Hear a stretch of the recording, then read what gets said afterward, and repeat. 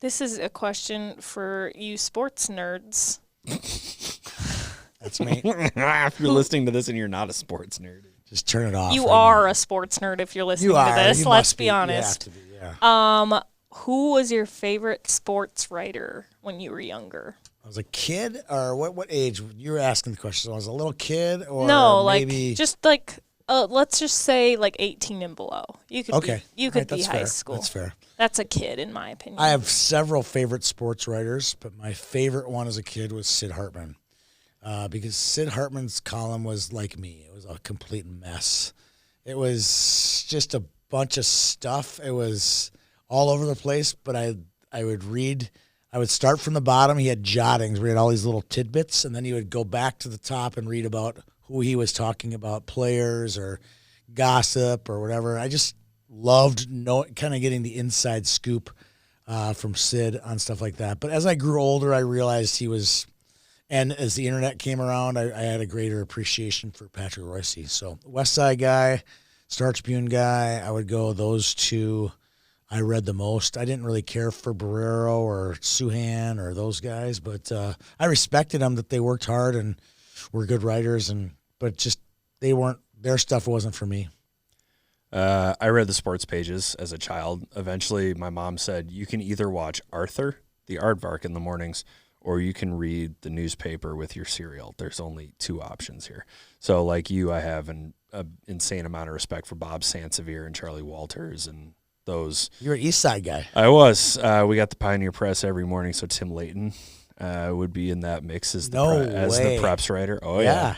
Oh, yeah, Tim Layton in that mix. But my favorite sports writer is still my favorite sports writer. It's Wright Thompson from ESPN. He wrote a profile on Dan Gable.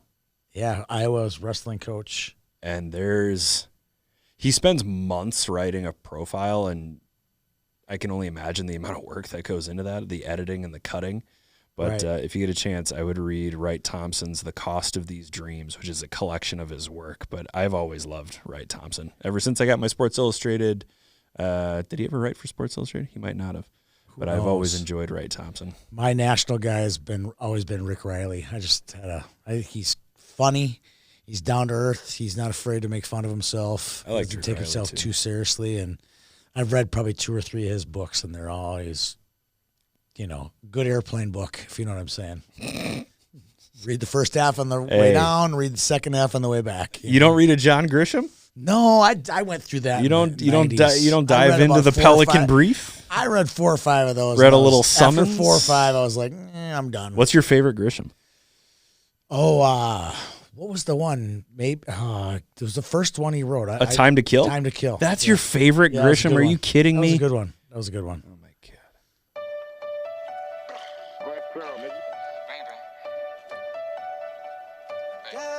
You need to stay up out the streets if you can't take the heat. You need to stay up out the streets if you can't take the heat. Cause it get cold like Minnesota. Cold like Minnesota. Cold like Minnesota. Cold like Minnesota. Need to stay up out the streets. I don't think it was Louisiana. I think it was. All of his books take place in Mississippi. Mississippi and Louisiana. That's not the same thing. Yeah, it's not the same thing. They're not even north-south. Louisiana and Mississippi? It's not north-south. They're north and south of each other. They're on top of each other. No, they're not. Yes, they are. They're right next to each other. No. This is going to be the worst show ever. The best cold open, now we're on the worst show ever. Well, that's because you picked a Time to Kill. I would say that you're both kind of right, because they're right next to each other, but it's also kind of on top of it. It's literally on top of it. It is not literally. No, it's not. It is right like kitty corner. It's right on top of it. Well, are you kidding me? It's not on top of it. It's right there. Look. There's right. Louisiana. They share an east-west border. Arkansas is on top of Louisiana. Yeah. Whatever. You guys ever wonder why it's not pronounced Arkansas? Yeah. I have wondered that. Anyway, the best Grisham book is The Rainmaker. I read that one too. I love that one. That one's my favorite. I don't remember. I can't tell anything discernible about both of them. His name was Rudy Baylor. He had just graduated from Memphis State Law School, where he survived by waiting tables. He did undergrad at Austin Peay, and then he somehow lucks into an insurance case. against Great Benefit Life Insurance. Yes. Which is based in Ohio.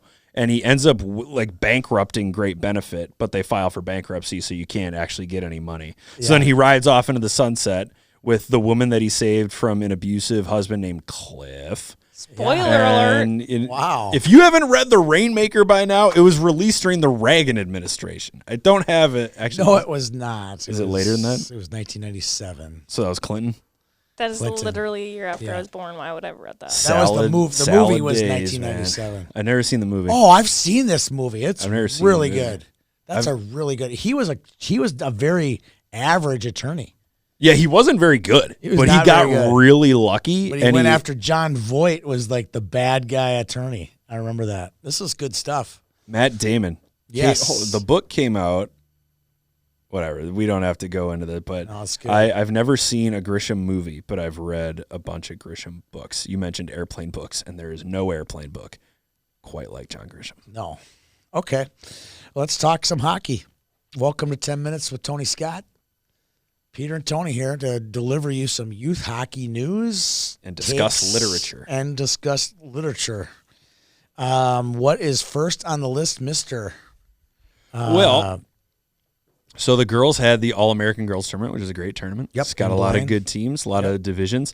And for the boys, there were a couple of tournaments that I wasn't super familiar with, so I'm going to stay away from those. I don't really want to talk about things that I don't know. Right. So I have one team from Bantam AA, Bantam A, Bantam B, Pee Wee AA, Pee Wee A, and Pee Wee B. One team each that like we it. don't normally talk about. There are no Minnetonkas here. There are no Edinas here. There's not even a Moorhead here. I promise you. We we'll had get the into final Moorhead four of the in a little Bantam bit. A at the Blue Ox was Minnetonka, Maple Grove, Edina, and Moorhead. I Yep. was like, wow, if this isn't the circle of death. The four horsemen of the parody apocalypse. Yes, There yes. you go. Before we talk about those teams that you've taken diligent notes on, let's talk about Map South Hockey, our first sponsor read. Thanks to Map South for their continued support. We're like almost close to 10 years of working with Map South, whether it's through the Bantam Elite League or other programming of theirs, with the Blue Army teams playing in all of our events. We have a great business relationship, great personal relationship with everyone over there. I trust a lot of things about what they do, and it's first and foremost, it's training kids character-wise, athleticism. I think a lot of that comes back to the facilities that they have there over at St. Thomas Arena. Yeah, there's no excuse not to get your workout in when it's right next to the ice, and there's no excuse not to get your power skating in when it's right next to the weight room. So if you eliminate a layer of friction between exercises, it makes it that much easier to get everything done. Well, if you want to get better at hockey, check out Map South Hockey for off-season training and development. 100%. Alrighty, Bantam AA, a team that we don't normally mention, but is having an excellent season. I've also got key wins here. Good. For teams. I'm not just picking at random. Sartell is 5-0. Key wins, including a 3-1 win over Matamidi, 4-1 over Rosemount, and a 4-3 recent win over Centennial. Sartell in kind of an interesting spot where the best ninth graders are pulled up to play at the high school level. So we'll see if there's a little bit of movement between now and... They got some talent, that's for sure. They do. They played very well in the Blue Ox last year, but like I said, because it's a smaller community, they're going to pull those freshmen up. We'll see what the roster looks like after high school tryouts. But for now, shout out to Sartell's Bantam AA team. Bantam A's, the Forgotten Rails. Proctor is 6-1-1. No, not Rockridge, not Hermantown. We're talking Proctor proper. Key wins. We had a lot of those kids in our Gopher camp last summer. We did. Very talented. They made it to the state quarters, maybe semis. I think they lost in the first round over in Shakopee. But if you're making a state tournament at Youth PWA, you'll definitely make an impact at Bantam A. Key wins: Farmington 2-1, Fargo 5-1, and Brainerd 5-4. I want to say this Fargo one is a AA win. That might be. I think that might be a AA win. Wouldn't doubt that. That was a Fargo team that was much better than I thought they were going to be at the Blue Ox. I agree. Bantam B's St. Francis. Have you ever been to that rink? You know who ran that rink for years? Our good friends Pilar and Todd Gibson. Wow. even remotely. I have no opinion on that. I do rink. know this about the cold. St. Francis rink. Okay. Their boards are like 6 inches higher than normal boards. Are they? Yeah. Oh. Todd told me that. I thought it was kind of interesting. That's all I can tell you about St. Francis's youth program and rink. St. Francis 4-0. The key win over Blaine Blue 3-2. You always like it when a smaller program gets a win over a bigger program like that. Blaine. Yep. Pee Wee AA Grand Forks Aviators 8-0 wins over Sartell St. Cloud, and Grand Forks has beaten its opponents by a combined score of 51-12 so far. I don't think they are called the Aviators at the PWA. Really? They are not. But let's. Oh, they are. Well, no, I'm on Bantam AA. I'm on Pee Wee AA. Are they the Seawolves? I don't know what they Isn't are. there a Seawolf? They used to be like their squirts used to be split evenly, and there was a Seawolves and a. I think Grand Forks youth hockey is all Aviators. Is it? Okay, I like it. Oh, like man, it. I could have swore there was the Grand Forks Seawolves in there somewhere. Right. There There used to be way back in the day. In Pee Wee A, the Hastings Raiders are 8-0-2 Love that. so far. I love that. They've got a win over St. Paul 3-1, and they tied Buffalo's AA team 2-2. So you can tell they're kind of on that cusp, right? Because Buffalo is one of those teams that's kind of on the AA cusp. Yep.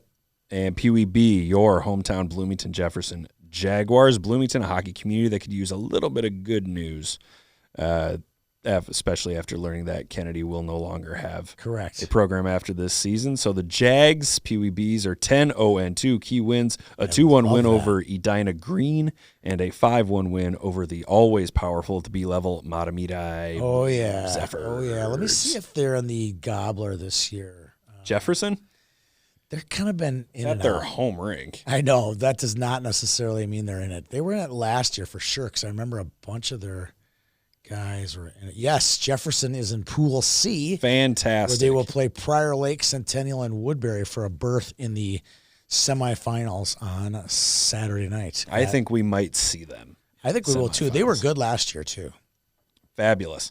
All righty, that's 6 teams for you. Those are 6 teams to keep an eye on. I love hearing that kind of stuff. Sartell, Proctor, St. Francis, Grand Forks, Hastings, and Bloomington Jefferson. People get bored of hearing about the 4 programs we were just talking about. Right? I get bored hearing about the 4 programs. Well, if they got good I get players, bored. I don't mind talking about good players. I don't care where they're from. Don't care what jersey color they have. It's nice to throw out a little love to some teams that don't I agree. normally get it. Totally agree. As for girls, All-American girls. Before we get there, For we a should talk lot. about Breakaway Academy. The 3 pillars, what are they? Character, Academics athleticism, and athletics. athleticism. Not athleticism. character, athletics, and Academic. yes, Yay. always the athletics, always the academics that I forget. No, I'm joking. I was just talking to a breakaway mom this morning and talking about some of the tough academic standards that they are under at the school. Are they under tough academic standards? Yeah, I think it's not easy, but the nice part about it is if the curriculum isn't easy, but the small classrooms makes it easy to get, Good. attention that you need and to be taught a lesson. I know a lot of teachers over there. I can name a couple right off the top of my head. You ready? Go for it. Lindsay Lundeen is a teacher there. Good call. Matt Sartor is a teacher there. Good call. These are 2 people that I would trust my children with in their classroom. So good teachers, good people, and you're going to learn a lot, and you're going to be in an environment with a lot of other athletic kids, not just hockey players, soccer players, a lot of athletic kids over there. So they're going to be kind of a best in class from an athletic and academic foundation. Wow, we went an entire breakaway sponsor read without mentioning Dave Snuggerud. That's Or Eddie a Brink. first. Or Eddie That's a Brink. first. Alrighty, All-American girls, there were 1 million divisions here. Small divisions, but a ton of divisions. Well, 1 million, how could it be more? Do they have like B2s? Well, there's U10A red, U10A blue, U10B red, U10B blue, Oh, U12A wow. red, Wow. 12A blue, 12B red, 12B That's amazing. blue. Yeah, there's a lot going on here. We'll start with the U10s. U10A Red Stillwater over North Wright County 9-0. I don't think this was a particularly challenging tournament for the Ponies, given the final score in the championship game. A shutout also happened in the U10A Blue Division championship game. So Stillwater won the other one? Stillwater won U10A Red. Okay. U10A Blue Lakeville over Duluth by a final score of 3-0. Okay. U12A, nope, we'll do 10s. 10B. 10B Red, Stillwater over Roseville Matamidi, 2-0 in a battle of East Metro programs. We got some power over there in Stillwater. So if the high school coaching staff wants to wait like 8 years. 6 years. They got a nice program. They got a nice group of kids coming through. No doubt. I know a couple of the kids on that Stillwater 10 on the 10s? Yeah, it'd be Nev McAlpine and Paige McNeil are both players on our Team Minnesota team that played in Utah last summer. Good players, good kids. Yeah, I poked around the host website a little bit looking for scoring leaders and rosters, and maybe I'm just dumb and can't find it, but I don't think I'm pretty good at the internet. I do know that all games are required to be on game sheets, so that game was scored on game sheet this year. Interesting. So maybe we'll find it. Maybe we'll find it someday. Yeah. Maybe it's just not. Or maybe we're just the only rule followers now who are on game sheet. I'm a huge fan of rules. I love rules. I'm sure you are. U10B Blue. It was all Proctor Hermantown in this one. Proctor Hermantown Green defeats Proctor Hermantown Blue 3-2 in the championship. Wow. Yeah, long. It's not really that long of a drive. It's like an hour 40. It's not horrible. No. U12A Red, Anoka Rogers over Orono West Tonka. Talk about rival programs. Right. Final score of 5-1. U12A Blue, we've got Waconia over Rock Ridge. Oh, that's a good tournament. 5-2. U12B Red, Orono West Tonka over Minnetonka. 2-1. Talk about neighboring rivals, right? Yeah. U12B Blue River Lakes over Eden Prairie by a final score of 3-0. I wonder how they divided these up. It's not like there's a double AA. No, at least there's not one that's easy to spot. Right. Like River Lakes mixed in with Eden Prairie. Right. I don't know how to feel about that. On West Tonka and Minnetonka. I mean, that doesn't seem like they line up, as far as size of association, No. U15A Red, the Thunder Bay Queens. Love hearing that. End up as the tournament champions. And I'm trying to figure out where this... I've heard that Brooklyn Rybeck, a girl on our Team Minnesota, went from 10B to 15A. Talk about that leap. That's a bit of a jump That's there. a leap. I'm not confirmed that she's on that team, but the dad, Jason, was telling me, he goes, yeah, she's going to play 15s next year. I was like, gulp. What? Whoa.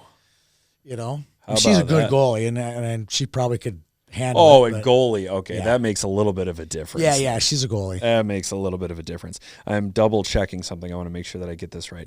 So Thunder Bay Queens beat the Eastman Selects in the championship game.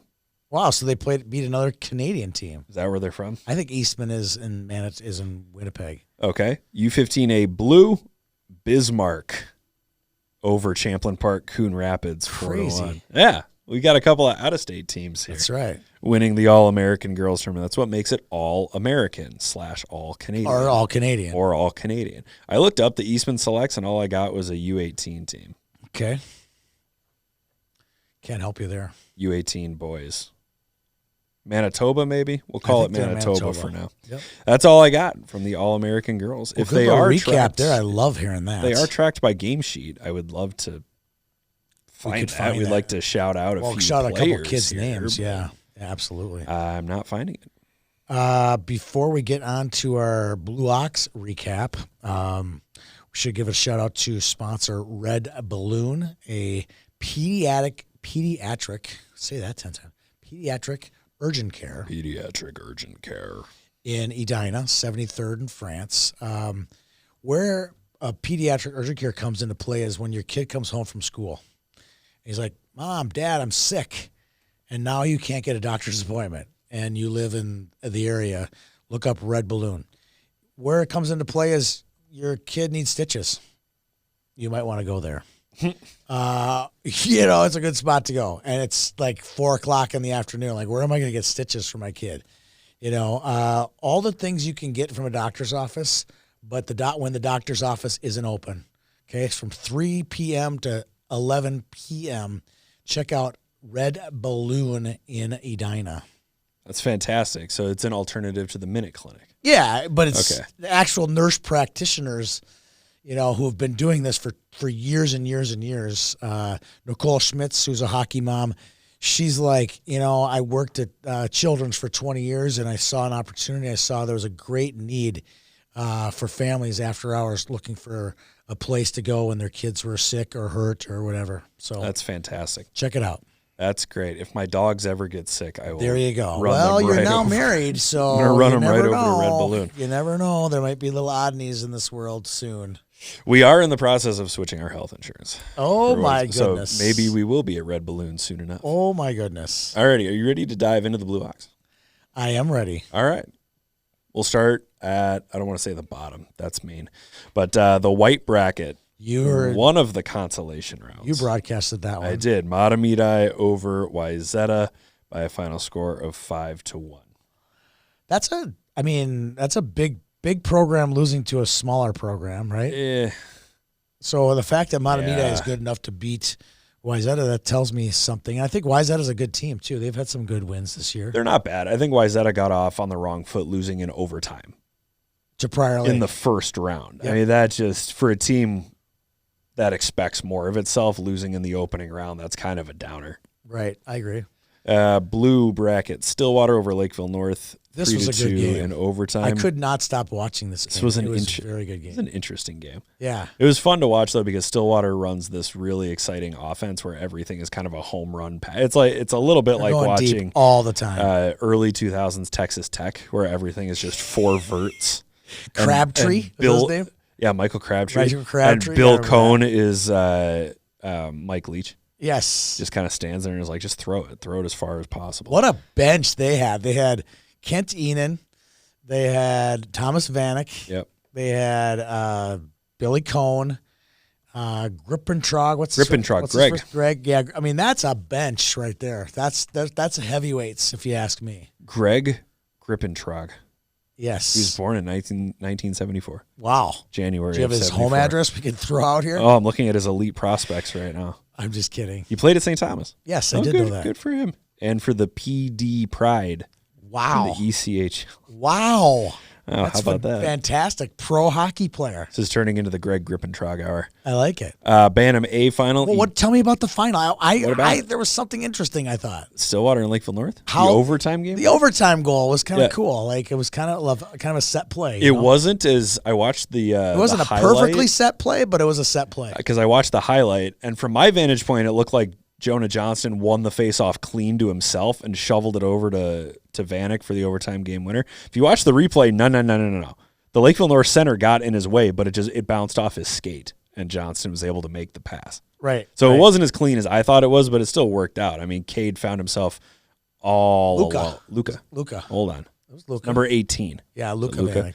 Luca found himself all alone. Yeah, they're twin brothers for those just tuning in here. In front of David Isaacson. So in the interview with Luca after the game, I asked him, is that something you guys work on in practice? And he says, yes, but it didn't exactly happen the way we wanted to. He wanted to put it through the legs of the Lakeville North center and slide it through the crease. And either way, he goes, one way or the other, it worked out. And I thought Luca did an awesome job in his interview. He was dialed in and ready to go. It's a good team. Those are two good hockey teams. Lakeville North was a lot better than I thought they were. Well, they're coached by Roger Mischke, who's kind of knows his way around. He's been around for a while. You coached that Grand Rapids team who made that, that rush to the state semis in Prior Lake 2 years ago. So what's he doing in Lakeville? He moved to the south suburbs. Roger did. Yeah, he and his wife moved down here. Roger, why? His kids moved down here. So is this his version of snowbirding? Yeah, his version of snowbirding is going from Grand Rapids to Lakeville. Yeah, he coached our North Stars team in the Prep Elite League. Oh, yeah. But all the games were down here. So he goes, I could coach the North team. It doesn't matter where I live. But he's still kind of a Northern boy. He and Matt Christie coached it, and they won the championship, which is the most Roger Mischke thing to do. They did. Good for him.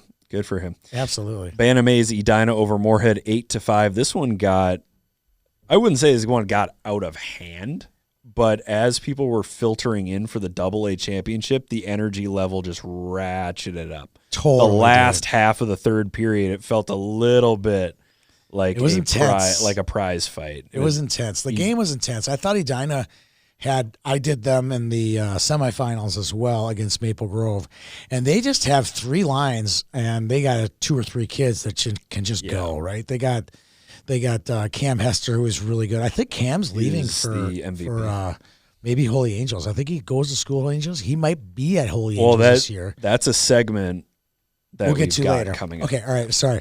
But and I think that's interesting. I love hearing that. Like, hey, I went to be the MVP in this tournament, and then I went on to play high school hockey. Yep. And I think Edina is a really good hockey team. I mean, they have a lot of talent, 2 good goaltenders, great D. It was hard to pick an all-tournament team after watching them for 2 straight games. I'm like, wow, every one of their D was all-tournament team. I mean, they were really good. I'm like, I don't know who to pick.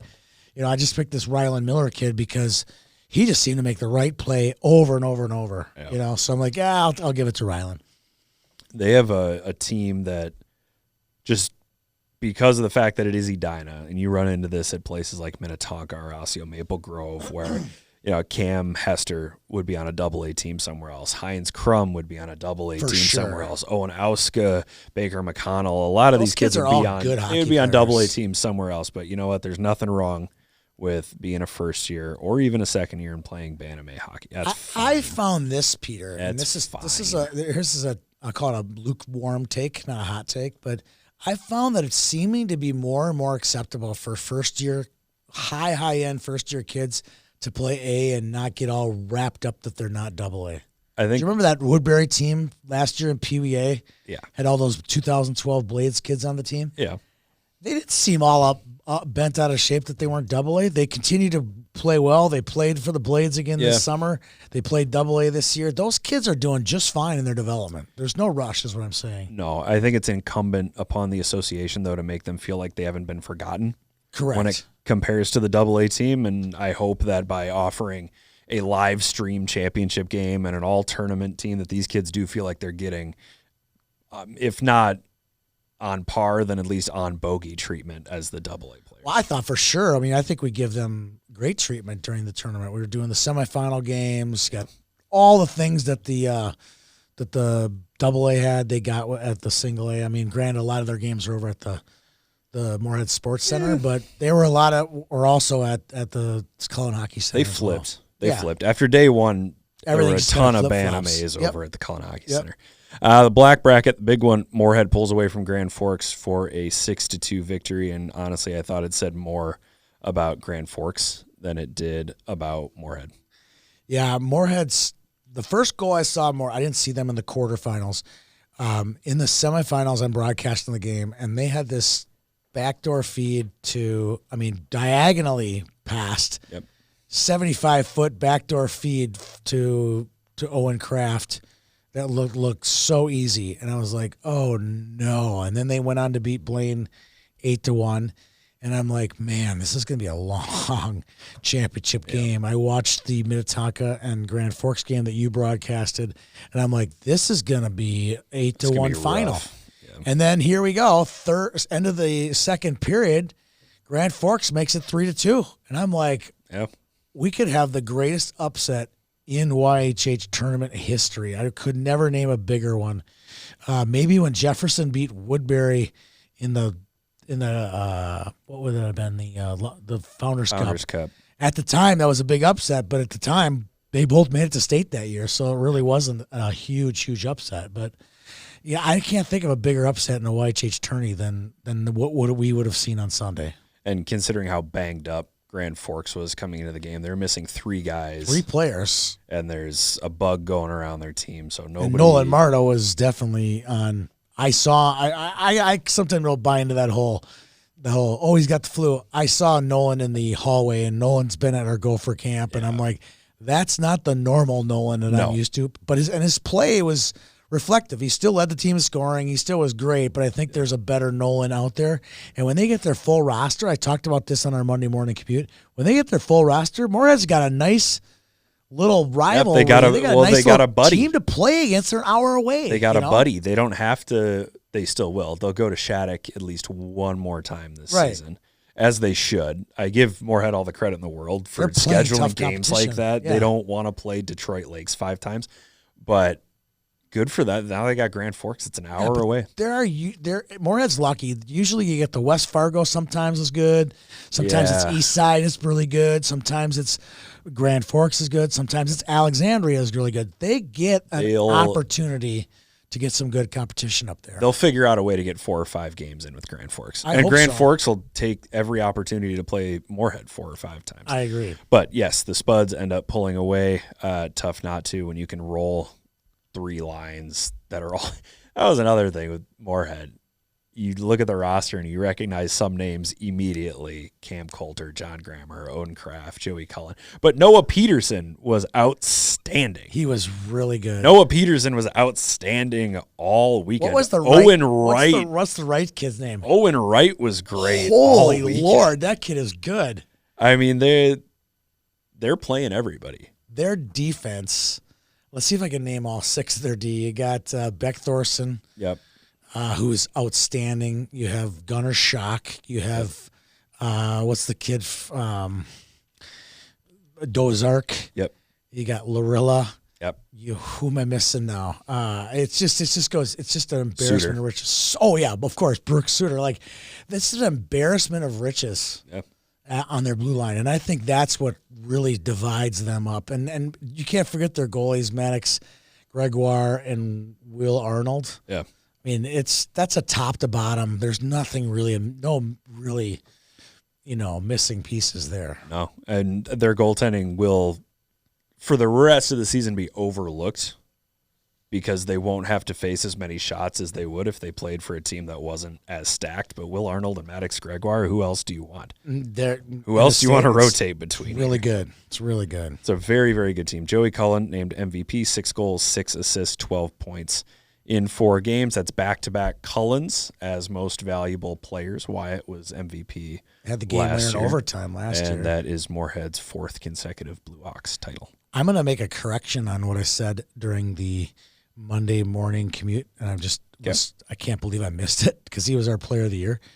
2006, Sam Lorilla and TDP. 2007, Garrett Lindbergh. I almost said Garrett Lindbergh. 3 straight Spud teams that have right.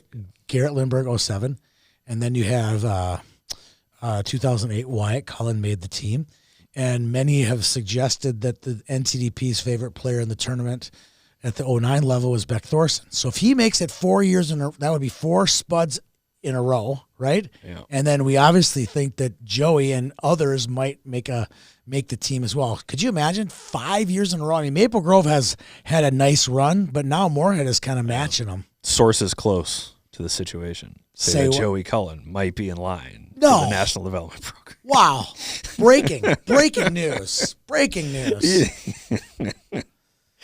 All righty, we've got actually I'm going to run through a couple of leading scorers here Okay. just to shout out some other players. Porter Bayer from Love that Blaine kid. ended Love up that leading kid. the tournament in scoring with 15 total points. Awesome job, Porter. Cash Hardy led the tournament in goals.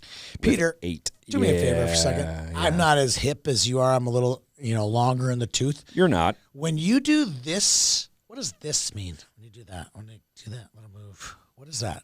When they do that? I don't know. Cash already did it. Like, he's skating and he goes, it was like a celly where he put his hands up to his head like that. You don't know what Is it the boom thing from TikTok? I have no I don't think idea what it is. I don't think so. I Was he literally doing don't. this or was he Maybe doing he this? was doing that. Oh yeah, was he doing- doing that? If Maybe he's he was doing doing this, that. it's that thing Oh from God, TikTok. it's I the don't thing wanna you know. hate. I don't want to know that that. thing you Take hate. it back. You know the song? Edit that part out. You know the Edit that song? part. Yeah, I know the song. It's stupid. Well, that's probably what he was Gangnam doing. Style Revisited. Yeah. Either that or he was hitting himself on the head. which- Whatever it actually, was, that was it was a a good- that was an it was a good NBA celly. celebration I think so. from the Clippers because I remember Quentin Richardson hitting a 3 and then going like this. No, I don't know what he was doing, but he made a cool celly in the video he made for him. So, Alrighty.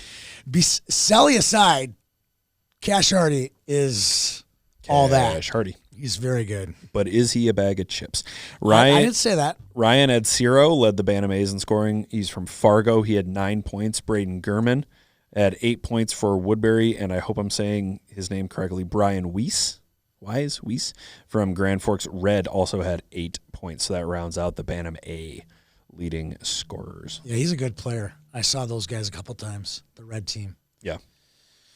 So we're going to move on to roses and thorns. No. And This is where I need Kayla to pay attention because we're going to clip these. Okay, good. All right, so we're going to play a fun game called Peter and Tony. And Peter and Tony are each going to pick a best player not named, which is code for a player not named Joey Cullen or Owen Kraft or Henry Buttweiler or Beck Thorson or Porter Bayer. It's got to be somebody who didn't play in a bracket championship game. Oh, wow. And then you have to tell me the best team you saw over the weekend that did not win a bracket. Dude, you should have probably told me this ahead of time. And the best team that is set up best for high school success going forward. I have that answer. Because we are in this nebulous where these rosters are not going to look the same. Correct. After high school tryouts. Some of these kids are going to bump pencil, Kayla? I'm going to write this down. I'll start first to give you a second. Nice catch. That's right. Varsity athlete. I will start first to give you a chance to catch up because I have a couple of players. So what's the first one? Here. Best player? Best player off the beaten path. Ooh, I got one. You got one? All right, cool.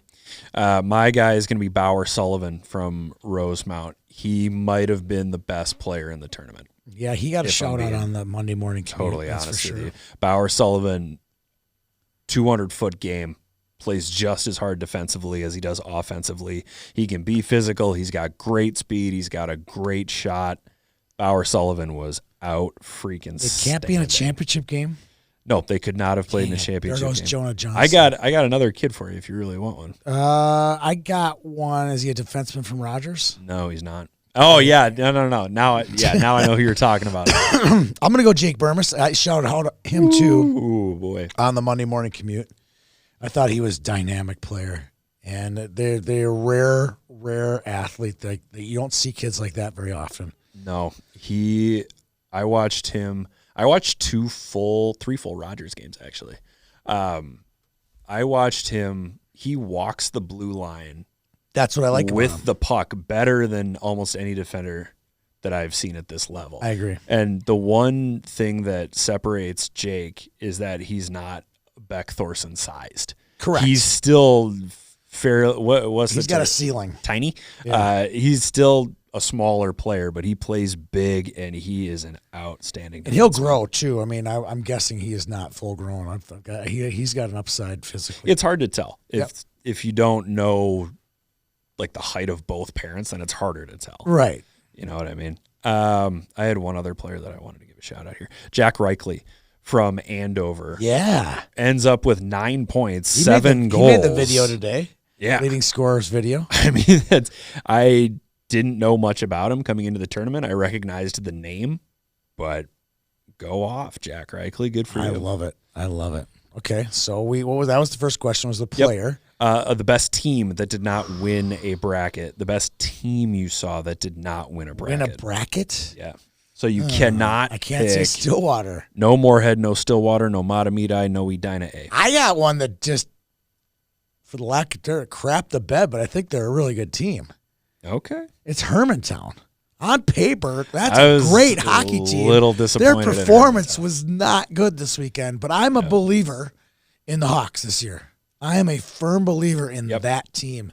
And I don't know what happened in Hermantown, maybe some injuries or whatever, but I really liked that team on paper. A lot of those kids are good hockey players. I think they're still and they aren't moving up to high school. None of them are moving to high school.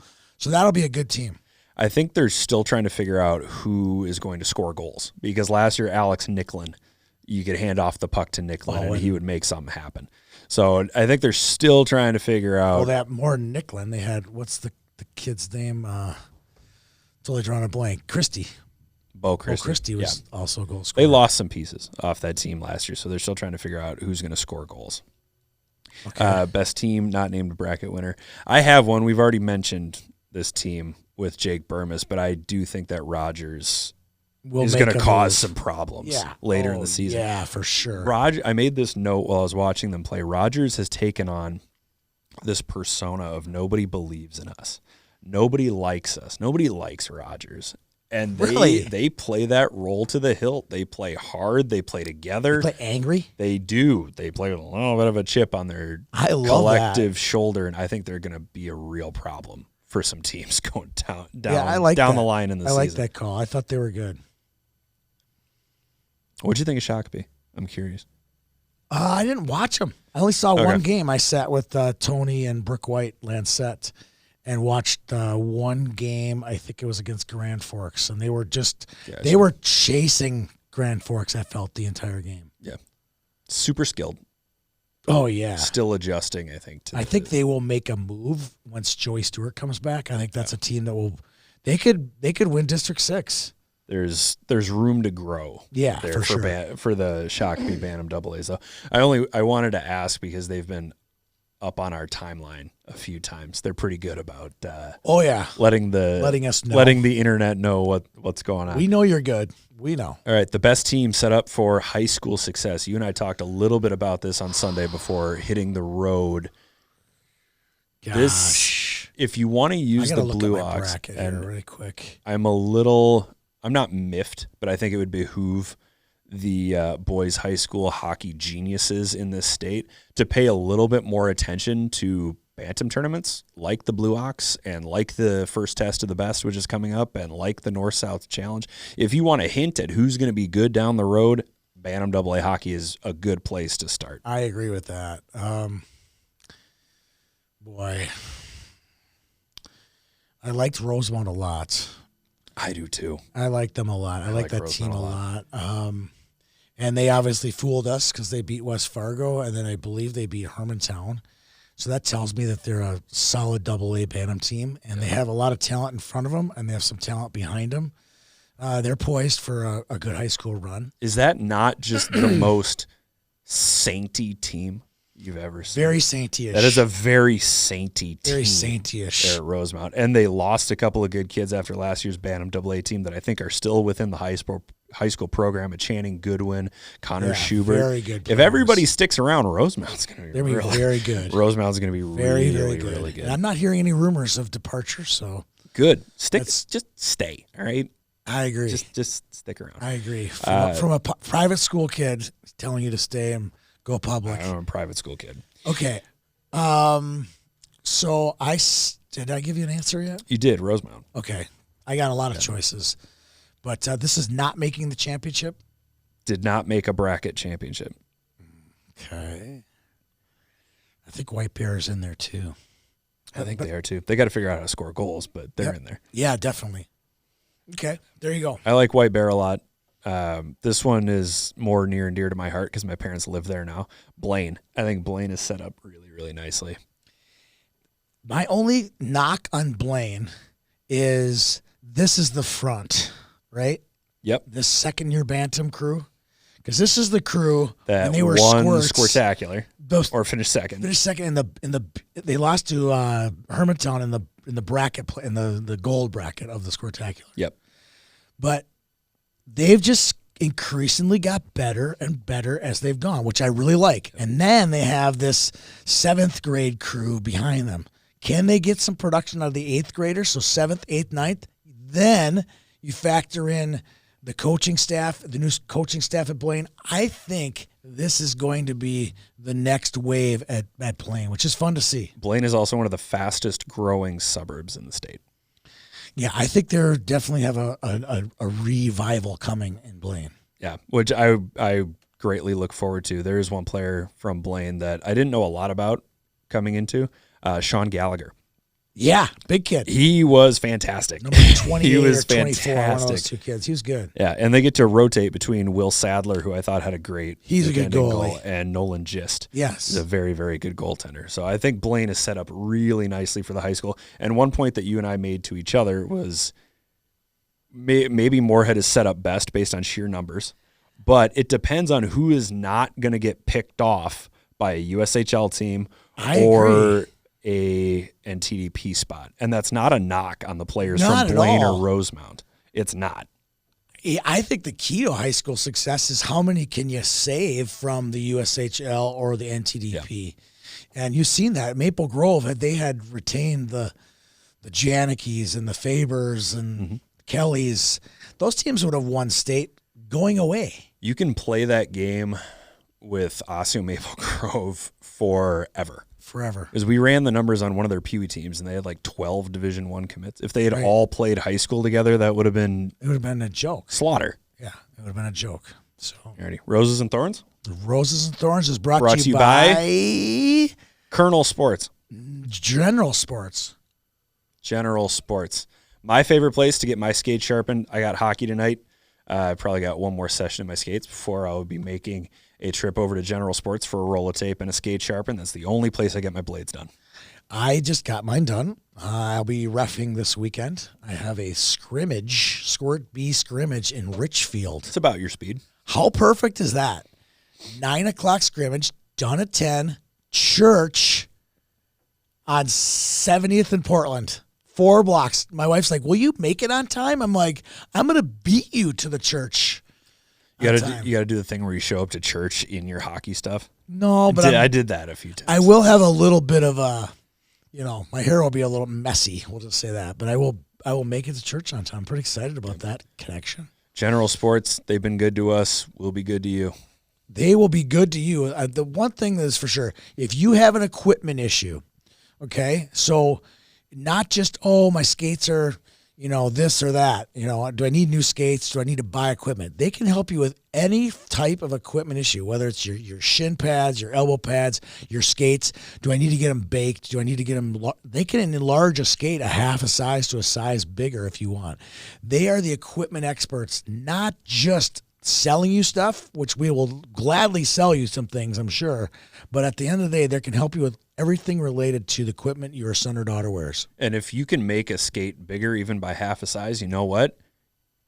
Save a little bit of money. You don't have to buy a new pair. That's the thing about General Sports. Like, you look at the price of a skate, it's like $800 now or $500. That's crazy. But I say it from personal experience. My son, Jake, got a pair of, remember the Bauer Supreme that had the gold on the back? I have that. Right? I have a pair. He had those for 4 years, 7th grade to 11th grade. And then we got to 11th grade and they were getting run down and they were broken down and stuff. And then I said, okay, now's the time. I'm going to get yours for your last 2 years of high school hockey. And now he still wears those 11th grade skates, post high school. So he got him a nice pair and he still goes to General Sports to get him sharpened. Shout out General Sports. Absolutely. Roses and Thorns. Let's do it. Who wants to go first here? I'll go first. I got a rose. Prior to the championship game. This is your rose. This is my rose. Okay. All right. Prior to the championship game, we had a request. Wanted to go on clean ice. It's the championship. We always do it every year. Damn near a sold-out house at the Cullen Hockey Center, which is a fantastic atmosphere, by the way. And this isn't necessarily a demerit towards other facilities. No. But if you ask certain facilities, hey, it's going to make us 15, 20 minutes late, but can we go on clean ice? You might get a song and dance about who's coming on after you. This is going to put us behind. That's going to cost you. We don't have the Zamboni. We don't want to. I don't have the driver. And all we got from Moorhead was, sounds good, let me edge the ice first. That is the Moorhead difference. Yeah. The enthusiastic embracement, if that's a word, the enthusiastic embrace of the spectacle aspect of hockey is something that sets Moorhead apart from everywhere else. Every game at the Cullen Hockey Center on that bushy rink is full, and it's people that have nothing to do with the Bantam A team, nothing to do with the Double A team, but there's a game going on, so people from Moorhead just go. They go just to watch the Pee Wee Bees and the Bantam Bees and the Squirts. I'll give you an example. 2 moms were there. John Ammerman's mom was there, and Will Borgen's mom was there to watch the Bantam Double A's win the championship. Just to be there. They're just to be there. They don't have kids That's on the team. That's who they are. That's just their town. It's slowly but surely, after 30 years, that is a hockey town in that town of Moorhead. And that's to give you and this the resurface thing was probably 3, 4, 5 years ago where they said to me, like, hey, can we get a resurface here for the championship game? I'm like, what's another 15 minutes, Yeah. So we're always open to making the atmosphere and the experience better, and teams are the Grand Forks people are like, yeah, bring it on. We'll take the fresh ice. So no one complained, that's for sure. No one complained. And let me edge first. Not a shrug, not a groan, not an eye roll. No, let me edge. Let me do it right first. All right, I got one for you. Here's my rose. Yeah. So I got to make sure I don't use anybody's name in here. So, all right. So I got an email, and I'm always wonder, it says podcast. I'm like, oh boy, what did we say on the podcast? You idiot. You idiots. You got this wrong. So it says, hi, I just listened to your podcast last night with Mike Schoonover as my son played in the Blue Ox tourney over the weekend, and I hope that as a podcast, all parents get a chance to listen to. Yes. It said, as we prep for the weekend, my son had participated in one of Play for Patrick's heart screenings this past summer, and it really hit home for me when I saw your email stating that it was this tournament that Patrick passed away 10 years ago. Quote, thank you for continuing to share his story and honoring Patrick's legacy. I can only imagine the lifelong impact that day had for so many of you at YHH. Yes, that's correct. It did. And we will always continue to honor him and his family with his name on our trophy, with his banner in the rink, with his ad in the program, and everything in between. It was great to kind of reunite with Mike here last Wednesday when we did the show. So there is my rose to all those involved with the Schoonover family and someone recognized it. So thank you for this email. I really appreciate it. That is a big thumbs up. All right, Thorns, you want to go first? Yeah. Mine is really easy. I'm trying to be diplomatic. We're not going to share the same one, are we? No. Okay. No. All right. I have one about coaches' interactions with referees, but I don't really want to get into that because it's so subjective between coach and referee. So this is a tune we can all sing to. Locker rooms. Be nice to the locker rooms when you're in somebody else's building. That's a good one, When Peter. you're in somebody else's building, it doesn't take any time to clean up the tape, to throw away your granola bar wrapper, to get rid of your Gatorade bottles. You can do it. I promise you.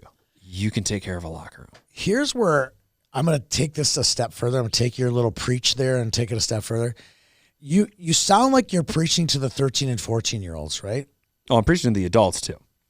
That's the key here is the adults, the coaches, the locker room mom, the locker room dad, whoever is responsible for that, that's who I'm talking to. Because you can't expect kids who moms and dads pick up for them all the time. Or don't pick up at all. That all of a sudden they're going to just learn to know to pick up. When I coach my teams and ask them all, ask anybody I've ever coached, if there's a locker room, we are not leaving until every last morsel of tape, wrappers, garbage, bags, whatever is picked up. We leave that locker room better than the way we found it. And I want every coach, not kid, every coach to do the same. Because it'll make everybody's life in the hockey world much better. It also stops you from gaining a reputation as Team X is in this locker room. You better check it after they leave because they've left stuff in it before and it's gross and it just absolutely pick up after yourself. That's a good one, Peter. That's all I'm asking. Good little thorn there. That's all like I'm that asking. My thorn goes out to the parents who. At 2:15 approximately on the Friday of a tournament. So that is really early. That's a new record for early ejection. I think a record has been set. If you were ejected from a tournament at 2 o'clock on the first day of a tournament and are no longer asked to come back, you need to take a long look in the mirror. And that happened this weekend, so my thorn goes out to that person. It's a marathon, not a sprint. Absolutely. It's a long weekend. Pace yourself. What a fun show we had. What a fun weekend. That was a long show. It was long. Thanks to our sponsors, Map South Hockey, Breakaway Academy, Red Balloon Pediatric Urgent Care, and General Sports. Kayla Joe Franz, Peter Rodney, we're the team. Thanks for being here. We'll see you at the rink.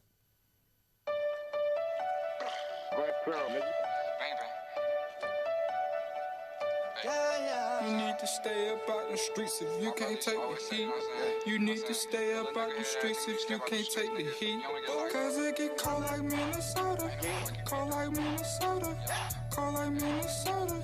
Cold like Minnesota. Need to stay up out